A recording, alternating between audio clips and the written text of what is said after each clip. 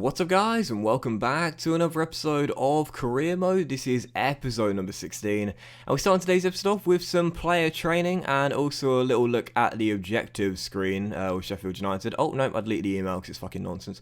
And also, real briefly, Chris Basham saying he wasn't happy to not play in the last game. And I was like, mate, we won the game by 2-1. I really wish that player conversations, like I'm glad they're in this year's game. I must admit, I think they've done really well to implement them because of course we've been crying out for player conversations for a while, but I wish they were more realistic. I mean, you saw in the last episode, Ender Stevens complaining about game time after playing in the last game, saying he needs more game time. And then in that last game there against Burnley, we won after a run of 3 consecutive defeats.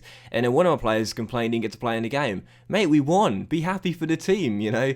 I don't think that would happen in real life. But anyway, following that, we had some scouting updates as well. Just about real briefly as well. That objective was a financial objective, which you don't get to see the progress of until the end of the season anyway. Another really frustrating thing with this year's career mode. But for the first game of today's episode, we will take on Wolves after the scouting updates, and again coming on the back of that big win away at Turf Moor against Burnley, which all but confirmed our safety in this year's Premier League. You know, 11 points clear of Aston Villa with just 5 games to go. Much better goal difference record as well. It's looking almost impossible for us to go down at this point right now, with teams below us in the table as well. So taking on Wolves here, back at Bramwell Lane. Always nice to be back at home, and the first chance to fall directly from kickoff as well. Ollie Shaw down left hand side, rolling it into Ivan Toney. Lovely first touch to beat his man, goes for goal, but a good save by Rui Patricio sees him turn the ball away. So still goals, so we almost took a very early lead there and got ourselves in front. But a few minutes later, it was Wolves' chance to attack. Diego Jota down the right hand side holds it up, finds João Moutinho,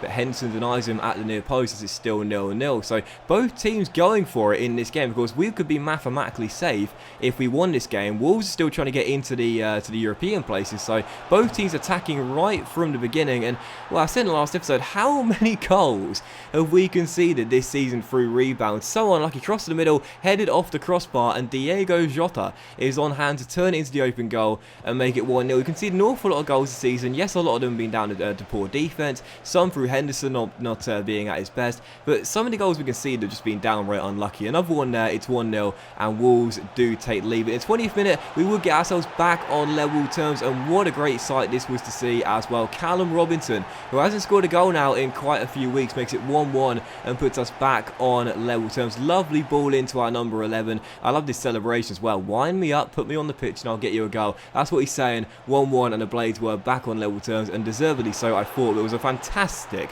first half though, and a fantastic goal was scored in the 32nd minute. Diego Jota gets his second of the game, but can't complain about this one being unlucky. Just a wonderful strike there into the top corner. No chance for Dean, and Wolves are back in front through their number 18. So 1-1 at the break in a fantastic first half, and that continued in the second half as well. 6 minutes after the restart, good chance for us to get ourselves back on level terms. Wonderful cross by Shaw to the far post, but Toney could not hit the target from a tight angle as he miscued his shot and put it behind for a goal kick. And in the 58th minute, another chance fell here to Wolves to go 3-1 up. Lovely back heel by Jimenez. Jota had the chance for his hat-trick, but was denied by the post as the woodwork was rattled, and it was still 2-1. So Jota giving us all sorts of problems in this game. But a few minutes later, as it was still 2-1 in an absolute classic of a match, Bogle down the right hand side, step overs and plays it infield to Norwood. The captain rolls it off to Luke Freeman off the bench for the injured Fleck, who plays it through to Robinson, who's got Vallejo to beat, beats him for pace, and beats Patricio as well. Smashes the ball in the near post.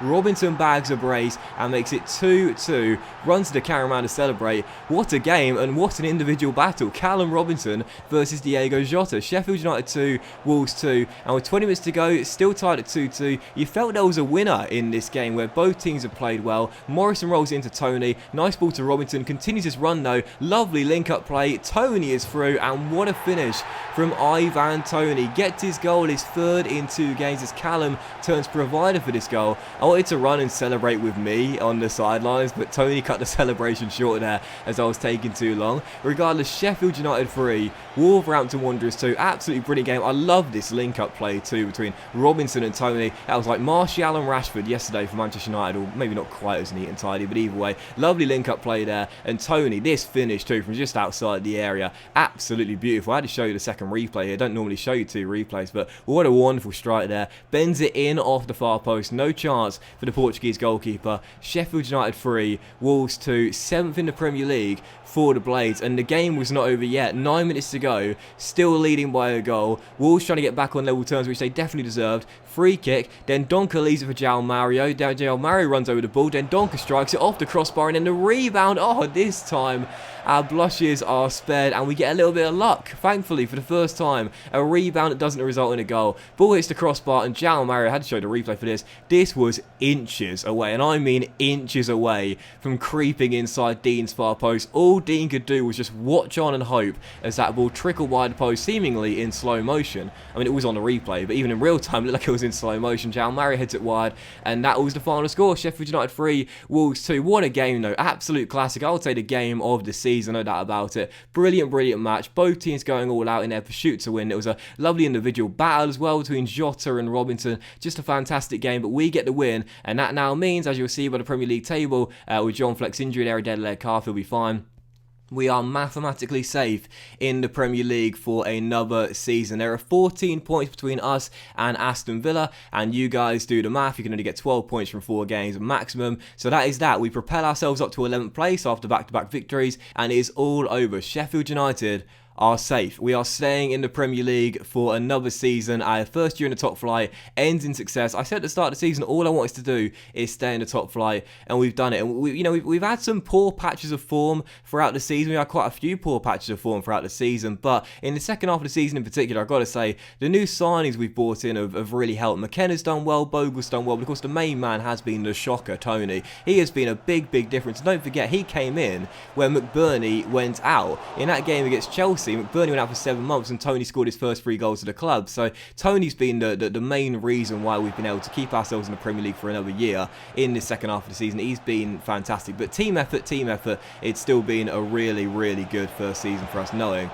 we are now surviving for another year. But for our second game of today's episode, now taking on Chelsea, 4 games to go. But whilst we are still safe, we don't want to finish the season off with no wins. We want to keep on getting the 3 points and keep on getting the victory. So looking for our 3rd win in a row with Sheffield United, taking on Frank Lampard's Chelsea. Were looking for revenge after we dumped them out of the FA Cup in the 4th round, and they would get the goal as well to go in front with 25 minutes to go. Jorginho with the goal, but all the credit goes to N'Golo Kante here, of course, the best player in the world. Wonderful skill there by the number 7 as he turns his man, and a nice ball into Jorginho as he makes it 1-0. So Chelsea in front, and really all throughout the game, Chelsea had dominated. Kante, unsurprisingly, was running the show. He got his 2nd assist of the game here 9 minutes later, rolls it off to Pedro, and the former Barcelona man smashed it past Dean to make it 2-0, and that was how the game would finish. So we played so well against Wolves, but we were blunted here against Chelsea. They completely, no pun intended, they completely stopped us from getting any kind of attack whatsoever. 2-0 even. We had one shot, which was a blocked shot. 59% possession from Chelsea, 16 shots, 12 on target. Kante ran the show.